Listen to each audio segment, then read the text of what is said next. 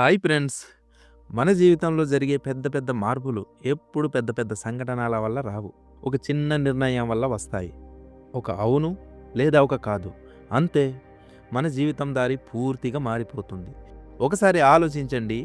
మీరు ఈరోజు ఉన్న స్థితి మీ గతంలో తీసుకున్న కొన్ని నిర్ణయాల వల్లే కదా. కొన్ని నిర్ణయాలు మనల్ని గెలిపిస్తాయి, కొన్ని మనల్ని గాయపరుస్తాయి. కానీ ప్రతి నిర్ణయం మనకు ఒక పాఠం నేర్పిస్తుంది. ఈ వీడియోలో మన మనసు ఎలా నిర్ణయాలు తీసుకుంటుంది, ఎందుకు మనం కొన్నిసార్లు తప్పు నిర్ణయాలు తీసుకుంటాం, మరియు ఎలా మన మనసును శిక్షణ ఇవ్వాలి అన్నీ చాలా స్పష్టంగా తెలుసుకుందాం. ఈ వీడియోని ఎక్కడ దాటకుండా పూర్తిగా చూడండి, ఎందుకంటే మీరు తీసుకునే నిర్ణయాలు మీ భవిష్యత్తును రాస్తాయి. మనకి చాలాసార్లు అనిపిస్తుంది, నేనెందుకు ఇలా నిర్ణయం తీసుకున్నాను అని. అది నిజానికి ఒక్క క్షణంలో తీసుకున్న నిర్ణయం, కానీ దాని ప్రభావం మాత్రం సంవత్సరాల పాటు ఉంటుంది. మన మనసులో రెండు స్వరాలు ఉంటాయి. ఒకటి భావోద్వేగ స్వరం, ఇది వేగంగా స్పందిస్తుంది. అది చెబుతుంది ఇప్పుడే ఆనందం కావాలి అని. ఇంకోటి తార్కిక స్వరం, ఇది నెమ్మదిగా ఆలోచిస్తుంది. అది చెబుతుంది భవిష్యత్తు గురించి ఆలోచించు నాయనా అని. సమస్య ఏంటంటే మనలో ఎక్కువ మంది భావోద్వేగాన్ని అనుసరిస్తారు. అందుకే తర్వాత పాశ్చాత్తాపం వస్తుంది, అలా చేయకూడదు అనిపిస్తుంది. ఒక చిన్న ఉదాహరణ చూద్దాం. మీరు చదవాలి, కానీ ఫోన్ మీ పక్కనే ఉంది. మీ మనసు చెబుతుంది చదువు, అది నీ భవిష్యత్తు అని. అదే సమయంలో ఇంకో స్వరం చెప్తుంది కొంచెం ఫోన్ చూస్తే ఏమవుతుందిలే అని. మీరు ఏది ఎంచుకుంటారు? చాలాసార్లు సులభమైనదే. అది చిన్న నిర్ణయం అనిపిస్తుంది, కానీ అదే మీ భవిష్యత్తుని నిర్మిస్తుంది. మన జీవితంలో పెద్ద మార్పులు పెద్ద నిర్ణయాల వల్ల రావు, ప్రతిరోజు తీసుకునే చిన్న నిర్ణయాల వల్ల వస్తాయి.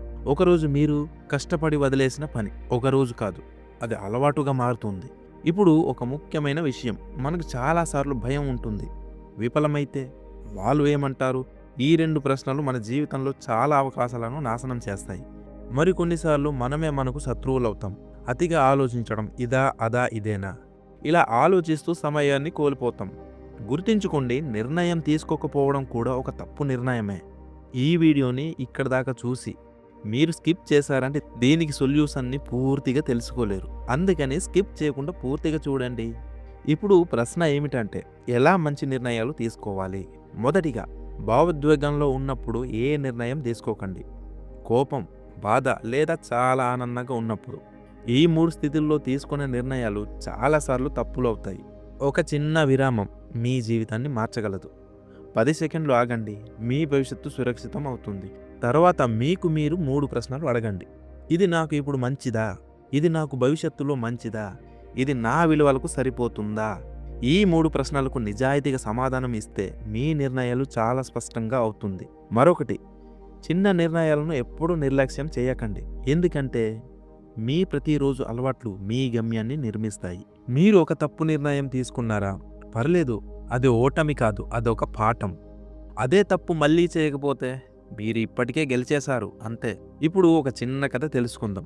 ఒక వ్యక్తి తన కలను అనుసరించాలని అనుకున్నాడు, కానీ భయం వల్ల సురక్షితమైన ఉద్యోగాన్ని ఎంచుకున్నాడు. సంవత్సరాల తర్వాత అతను స్థిరంగా ఉన్నాడు, కానీ సంతోషంగా లేడు.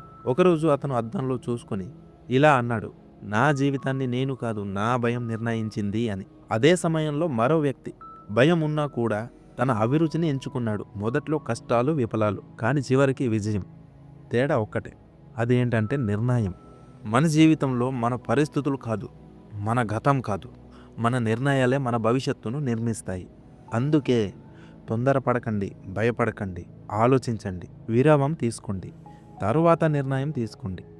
ఈ వీడియో మీకు ఉపయోగపడిందని అనిపిస్తే లైక్ చేయండి, మీ స్నేహితులతో పంచుకోండి, మరియు ఇలాంటి లోతైన విషయాల కోసం మా ఛానల్ని సబ్స్క్రైబ్ చేయండి. చివరగా ఒక మాట, సరైన నిర్ణయాలు ఎప్పుడు సులభంగా అనిపించవు, కానీ అవే ఒక మంచి భవిష్యత్తును నిర్మిస్తాయి.